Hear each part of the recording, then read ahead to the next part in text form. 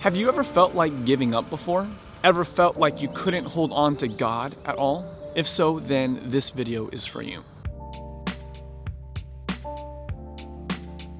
In 1987, on a commuter flight from Portland, Maine to Boston, pilot Henry Dempsey heard an unusual noise near the rear of his aircraft shortly after takeoff. After the plane had reached nearly 4,000 feet, Captain Dempsey turned over his controls to his co-pilot and walked towards the back of his 15-passenger turboprop to investigate what the odd sound was.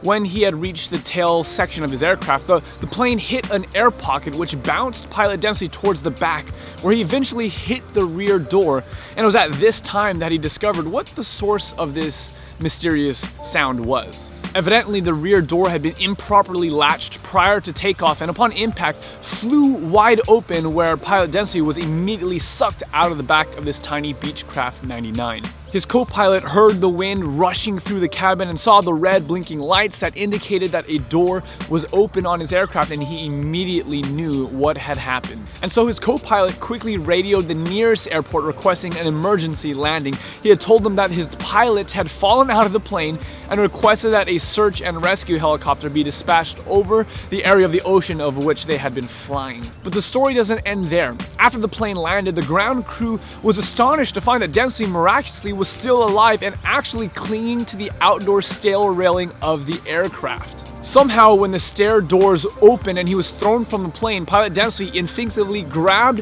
hold of the handrail, and for a full 10 minutes, Dempsey endured the force of a howling 200-mile-per-hour winds and was somehow able to hold on. Upon landing, Dempsey was barely able to keep his head from hitting the runway, which was only a mere 12 inches away. And according to the news reports of the day, Dempsey was holding onto the stair railing with such a tenacity of force that it actually took the airport rescue team several minutes to pry his hands loose. Listen, I share this story because I know what it's like to feel like it's impossible to hold on any longer. I know personally what it's like to go through depression and anxiety and to feel like giving up because there's just no more strength left in my being. Many of us have encountered or will encounter moments like these in our lives when darkness seems to envelop us and our grip seems to weaken and weaken. The Bible says in Isaiah 41 verse 13, "For I hold you by my right hand, I, the Lord your God. And I say to you, don't be afraid. I am here to help you." The good news of the gospel is that it's not up to you or I to hold on to God. And we make this mistake all the time.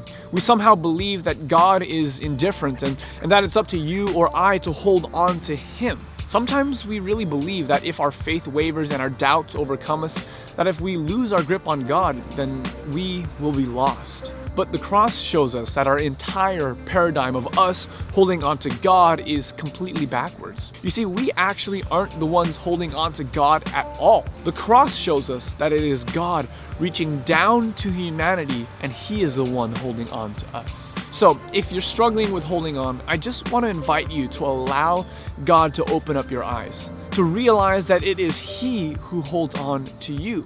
Rest in the knowledge that Christ's sacrifice is in fact enough for you.